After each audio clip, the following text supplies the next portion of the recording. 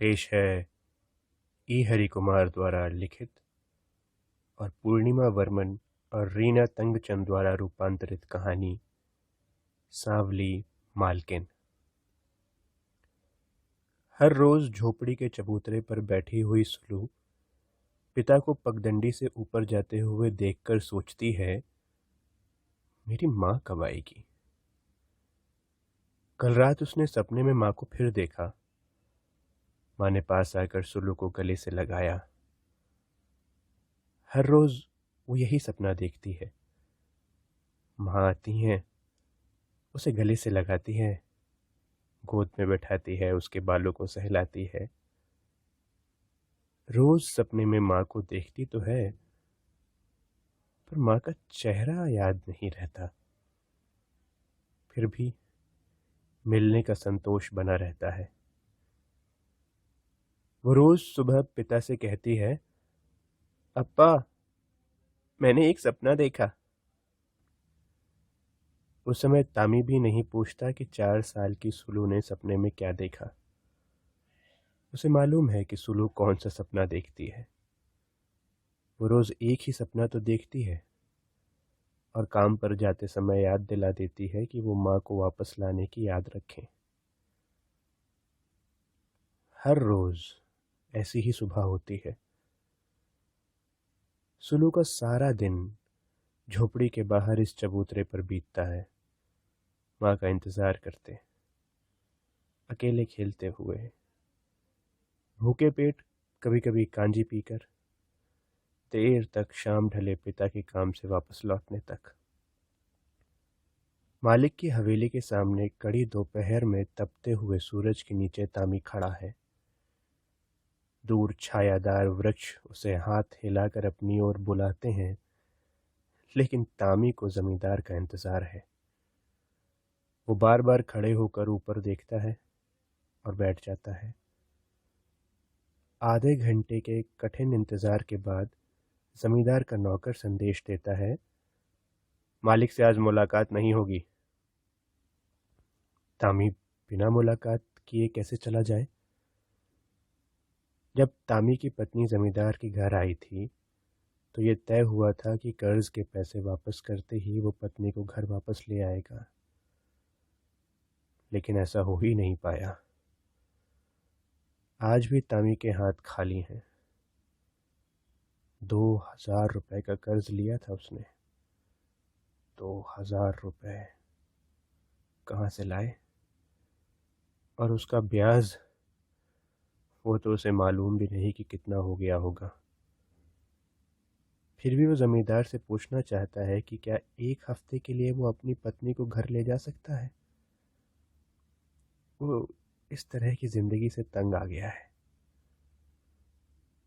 बाहर खड़े हुए तामी अंदर देख सकता है। पूर्व के द्वार के भीतर अंधेरा है। अंधेरे के अंदर से मालकिन बाहर आई और तामी को खड़ा देखकर पूछा, तामी, यहाँ कैसे खड़े हो। ऐसे ही मालकिन। तुम्हें गाभिन नंदिनी गाय दी थी, सुना है हफ्ते भर पहले ब्याही है, उसको वापस कब कर रहे हो। 2 दिन बाद वैद्य ने एक दवा देने को कहा है, उसके बाद नंदिनी को वापस कर दूंगा, तामी ने जवाब दिया। उसे जल्दी वापस कर दो, हर किसी को दूध चाहिए। ठीक है मालकिन। इसके बाद भी तामी खड़ा ही रहा। मालकिन ने पूछा, अब क्या चाहिए। तामी कुछ नहीं बोला, मुंह झुकाकर सिर खुजलाने लगा। मालकिन ने पूछा, बोलो तामी, क्या बात है। हुजूर, मैंने लक्ष्मी के बारे में मालिक से कहा था। ये सुनते ही मालकिन मुंह फेर कर बिना कुछ जवाब दिए अंदर चली गई। तामी ने उसे घर के अंधेरे में गुम होते हुए देखा। हर रोज वो तामी और उसकी बेटी के लिए खाने का कुछ सामान देती है, लेकिन आज उसने वो भी नहीं दिया। अब तामी क्या करे। क्या वापस घर लौट जाए। सुलू माँ के बारे में पूछेगी तो क्या जवाब देगा। फिर किसी और दिन का वायदा करना होगा। ये सोचते हुए तामी भारी कदमों से धीरे धीरे घर लौट पड़ा। हवेली की दूसरी मंजिल से दो आंखें घने पेड़ों के बीच से गुजरते हुए तामी का पीछा करती हैं, जब तक वो आंखों से ओझल नहीं हो जाता। इसके बाद लक्ष्मी नीचे आकर दोपहर के भोजन के लिए जमींदार की प्रतीक्षा करती है। पान में लौंग, इलायची, कत्था, चूना सजाकर बीड़ा बनाती है। उसे करीने से पीतल की थाली में सजाती है। बिस्तर की चादर बदलती है, तकिए का खोल बदलकर उसे ठीक से लगाती है, कपड़े बदलकर सजती संवरती है और गुलाब जल से सुवासित होकर जमींदार की प्रतीक्षा करती है। कभी वो खिड़की पर खड़ी होती है, कभी फर्श पर बैठती है, कभी खेत की ओर पेड़ों को देखती है और कुछ विचार उसके मन को मथने लगते हैं। अभी तक उसका पति घर पहुंच गया होगा। सुलू ने अपनी माँ के बारे में पूछा होगा। तामी ने फिर से अगली बार का वायदा किया होगा। फिर सुलू ने क्या जवाब दिया होगा? खट खट खट। लक्ष्मी खड़ी हो जाती है। पदचाप नजदीक आती है। दरवाज़ा खुला है। जमींदार आता है और दरवाज़ा बंद करके सिटकनी चढ़ा देता है। वेष्टी को उतारकर खूंटी पर टांग देता है और स्नान करने चला जाता है। लक्ष्मी पलंग के पाए तने बैठकर पान बना रही है। जमींदार कहता है, तामी आया था। लक्ष्मी चुप रहती है। तुम्हें पता है वो किस लिए आया था? हम्म। तुम सोचती हो मैं तुम्हें भेज दूंगा। लक्ष्मी चुपचाप जमींदार के सीने पर हाथ फेरती है। उसकी श्यामल उंगलियां जमींदार के गोरे सीने पर बालों को सहलाती हैं।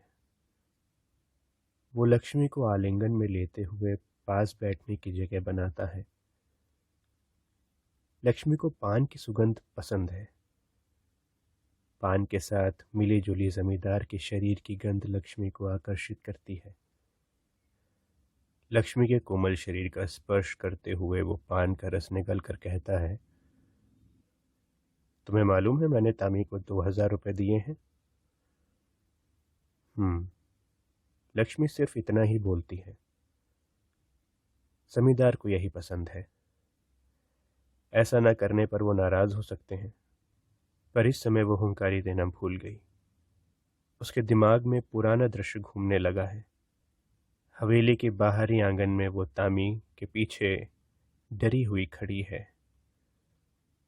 जमींदार दूसरी मंजिल के जंगले को छोड़कर नीचे आता है और लक्ष्मी से पूछता है, मेरी बात तुम्हें याद है? लक्ष्मी कहती है, जब तुम 2000 रुपये ब्याज के साथ वापस करोगे उस समय इसे वापस ले जाना। तामी ने अपने कंधे पर गमछे को ठीक करते हुए धोती के छोर से मुंह को ढकते हुए सिर झुकाकर कहा था, जी हुजूर। फिर उसने लक्ष्मी से पूछा था, तुम्हारा नाम क्या है? लक्ष्मी, उसने कहा था। ठीक है, दक्षिण में रसोई के पास जाओ, वहां मालकिन होगी। लक्ष्मी के लिए माहौल परिचित था। धान कूटना, उड़ाना, अनेक नौकर नौकरानियां इस काम में लगे हुए। लेकिन इस समय उसकी परिस्थिति अलग थी। वो मजदूरी करने नहीं आई थी, बंधुआ थी। उसे उनकी हुंकारें, उनके चेहरे और हाव भाव रुचिकर नहीं लगे। न ही उन लोगों को लक्ष्मी का इस प्रकार आना अच्छा लगा। दोपहर में वो अन्य महिलाओं के साथ भात और कांजी खाने बैठी। शाम के समय सभी कामगार औरतें अपनी दिहाड़ी लेकर चली गईं। लक्ष्मी अकेली रह गई। उसे पति और बेटी की याद आने लगी। अंधेरा धीरे धीरे घना हो रहा था। उसका मन दुख से भर गया और वो रोने लगी। उसकी समझ में नहीं आ रहा था कि इस रात में वो क्या करे। मालकिन का व्यवहार कठोर था, पशु के समान। लक्ष्मी ने सुना मालकिन रसोई घर में नौकरानी से बात कर रही थी। लक्ष्मी को मालूम है उस नौकरानी का नाम माधवी है। छोटी खिड़की के पीछे रात का भोजन तैयार करते और आते जाते वो लोग लैंप के प्रकाश में दिखाई पड़ रहे थे। इसी समय एक लालटेन का प्रकाश उसके पास आया। अब लालटेन ऊंची उठकर ठीक उसके चेहरे के सामने थी और जमींदार के चेहरे पर अनेक प्रश्न चिन्ह। वो बिना कुछ बोले धीरे धीरे दूर चला गया। थोड़ी देर में माधवी और मालकिन उसके पास आए।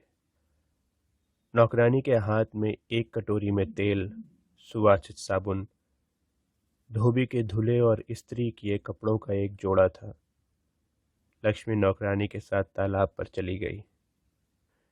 नहाने के बाद वो अच्छे कपड़े पहनकर घर लौटी थी। रसोई घर में उसे अच्छा खाना दिया गया था। उस समय नौकरानी का व्यवहार बेहतर था। उसे याद आया कि दोपहर में कांजी और चावल देते समय उसका व्यवहार कितना कठोर था। इस समय मालकिन का व्यवहार भी दयापूर्ण था। आज इस समय वो जमींदार के कंधे पर लेटे लेटे सोच रही है किस तरह वो ओखले वाले कमरे से रसोई घर और रसोई घर से सीढ़ियां चढ़कर ऊपर जमींदार के शयन कक्ष तक पहुंच गई है। दिन, महीने, साल धीरे धीरे बीत गए हैं। वो धीरे धीरे इस माहौल की अभ्यस्त हुई है। उसे ये भी नहीं याद कि वो कौन है। कभी कभी उसे अनुभव होता है मेरा पति, मेरी बेटी, मेरा घर मेरा इंतजार कर रहे हैं। क्या उसके जीवन का कोई अर्थ है? अचानक उस तंद्रा से बाहर आकर वो जवाब देती है, मैं अपनी बेटी को देखना चाहती हूँ। एक भारी आवाज के साथ जमींदार हामी भरता है। अगली सुबह रसोई घर में लक्ष्मी को जमींदार के लिए चाय बनाते समय मालकिन ने बताया, आज तुम्हारी बेटी आएगी। अच्छा, वो कहती है, जमींदार ने तुम्हें नहीं बताया? नहीं मालकिन, तामी को किसी से संदेश भेजा था। बेटी से मिले बिना बहुत समय बीत गया। 2 साल या 3 साल। सालों का गणित भी वो भूल गई है। मेरी बेटी बड़ी हो गई होगी। लक्ष्मी चाय लेकर जमींदार के कमरे में गई। जमींदार उठकर लक्ष्मी के इंतजार में बैठा था। उसने सिरहाने तकिया लगाकर पीठ को पीछे टिका दिया, पैरों को सीधा किया और सामने फैला दिया। लक्ष्मी उसके पाए ताने बैठ गई। मेरी बेटी को बुलाया है? लक्ष्मी के प्रश्न में कृतज्ञता है। भारी आवाज के साथ जमींदार ने कहा, वो सुबह आएगी और दोपहर बाद वापस चली जाएगी। ठीक है, लक्ष्मी ने जवाब दिया। तुम्हारी बेटी को देने के लिए मैंने नौकर से 2 फ्राक मंगवाई हैं। अच्छा? वो प्रसन्नता और संतोष से जमींदार को देखती है। तुम जानती हो ये सब काम मैं क्यों करता हूँ? क्यों? आ, मैं तुमसे प्रेम करता हूँ, ये तुम समझती हो और हर रोज मेरा ख्याल रखती हो। लक्ष्मी बेचैनी के साथ इधर उधर टहलती है। गलियों से, कमरों और रसोई से होते हुए उसकी आंखें सीधे द्वार पर आ जाती हैं। द्वार के बाद सूर्य के प्रकाश में खुले खेत हैं। वो मन की आंखों से देखती है एक छोटी लड़की सड़क पर उसकी ओर चली आ रही है। उसका मन करता है वो सीढ़ियां उतर कर नीचे आ जाए और बाहर जाकर प्रतीक्षा करे, पर वो ऐसा नहीं कर सकती। जमींदार की आज्ञा है कि वो बाहर न जाए। वो 4 दीवारी के भीतर बने तालाब तक जा सकती है, पर उसके बाहर नहीं। बाहरी आंगन में भी जाना मना है। तामी घर में काम करने के लिए वहां आता जाता है, उस समय भी बाहर निकलना या उससे मिलना लक्ष्मी के लिए मना है।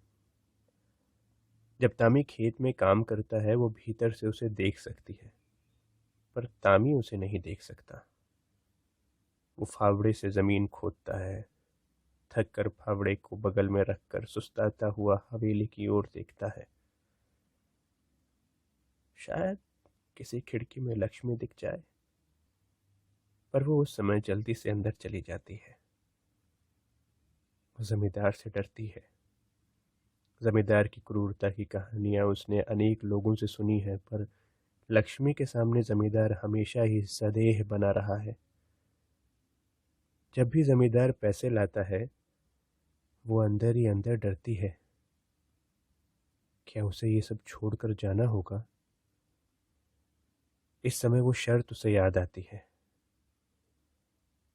शर्त का क्या परिणाम होगा ये उसे ठीक से मालूम नहीं। क्या तामी ने पैसे वापस कर दिए तो उसे ये सब छोड़कर जाना होगा? क्या तामी पैसे वापस कर देगा? क्या तामी के पास इतने पैसे होंगे? इस समृद्धि में रहते हुए जब भी बेटी का भोला चेहरा याद आता है, उसे ये सब निरर्थक लगने लगता है। नौकर ने रसोई के दरवाजे से लक्ष्मी को पुकारा और एक पैकेट थमाया। लक्ष्मी ने पैकेट खोला। 2 सुंदर फ्रॉकें, एक छोटे लाल फूलों वाली नीली फ्रॉक और दूसरी पीली हरी नाशपातियों वाली, साथ में 2 चड्डियां। उसके ख्याल में आया, इन्हें पहनकर सुलू कितनी सुंदर लगेगी। सुलू ने आज तक इतनी खूबसूरत फ्रॉकें कभी नहीं पहनी। तामी सुलू को लेकर पूर्व के रसोई घर की ओर पहुंच गया। माधवी सुलू को लेकर अंदर आ रही है। लक्ष्मी उन्हें देखकर आंसू नहीं रोक पाती। कितना दुख है उसे। मैं अपनी बेटी का चेहरा तक भूल गई। सुलू आश्चर्य से अपरिचित लोगों को देखने लगी। ये उसकी माँ नहीं हो सकती। उसकी नजरें माँ को इधर उधर ढूंढने लगी। लक्ष्मी ने पुकारा, बेटी इधर आओ, और सुलू को अपनी गोद में बैठा लिया। सुलू आश्चर्य से लक्ष्मी को देखने लगी।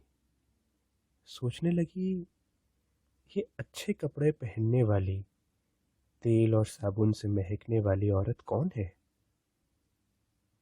उसने ऐसी ठाठदार औरत पहले कभी नहीं देखी। उसी समय मालकिन ने अंदर से आकर लक्ष्मी से पूछा, तुम्हारी बेटी आई? सुलू डर गई। उसकी माँ कहाँ है? उसे ये औरत नहीं चाहिए, सिर्फ अपनी माँ चाहिए। उसे वो खाने की अच्छी अच्छी चीजें मिली, पर खाते हुए भी वो यही सोचती रही, ये सब कौन है? मेरी माँ कहाँ है? खाने के बाद लक्ष्मी ने सुलू को तेल लगाकर नहला दिया और अच्छी फ्रॉक पहनाते हुए बोली, देखो सुलू, माँ तुम्हारे लिए नई फ्रॉक लाई है। सुलू ये सुनकर खुश हो गई, पर उसकी माँ है कहाँ? नई फ्रॉक पहने हुए भी उसकी आंखें माँ को ही खोजती रहीं। पूछते हुए उसे डर लगा, वो किससे पूछे कि मेरी माँ कहाँ है। शाम का सूरज ढलते हुए मुंडियान खेत के साए लंबे होने लगे। खेत के सामने कांकुन पहाड़ है। इस समय इसके पेड़ों पर चिड़ियां लौटने लगीं। धान कूटने वाली औरतें भी घर जाने लगीं। खेत के बीच बने झोपड़ी में रोशनी जल गई है। मजदूरों ने सूखी पत्तियों को इकट्ठा करके आग लगा दी है। अंधेरे में धुएं के इस ओर खड़ा तामी सुलू का इंतजार कर रहा है। नौकर तामी से बातें करने लगता है। जमींदार ने सुलू के लिए 2 फ्रॉकें मंगवाई हैं। तुम्हारी पत्नी किस्मत वाली है, वो यहाँ आराम से है। उसे वापस मत बुलाओ, बाद में तुम्हारी बेटी भी यहाँ आ जाएगी। तामी कोई जवाब नहीं देता, सिर्फ सोचता है, मैं क्या कहूँ। 2000 रुपये और उसका ब्याज मैं कैसे चुकाऊंगा? ना मैं कभी पैसा चुका पाऊंगा, ना कभी लक्ष्मी लौटेगी। खेतों के बीच बनी मेड़ों पर से गुजरते नौकर नौकरानियों के बीच उसे एक नौकरानी के साथ सुलू दिखाई दी। वो जोर जोर से बातें कर रही थी। दौड़कर पास आई। तामी ने उसे गोद में उठा लिया। नौकरानी ने उसे एक छोटी थैली में 2 फ्रॉकें तामी को पकड़ा दी। बोली, तुम्हारी बेटी के लिए उपहार में दी हैं। तामी ने सुलू को छुआ और पूछा, माँ को देखा? माँ? सुलू आश्चर्य से बोली, मैंने माँ को नहीं देखा। जमींदार के घर में कौन थी?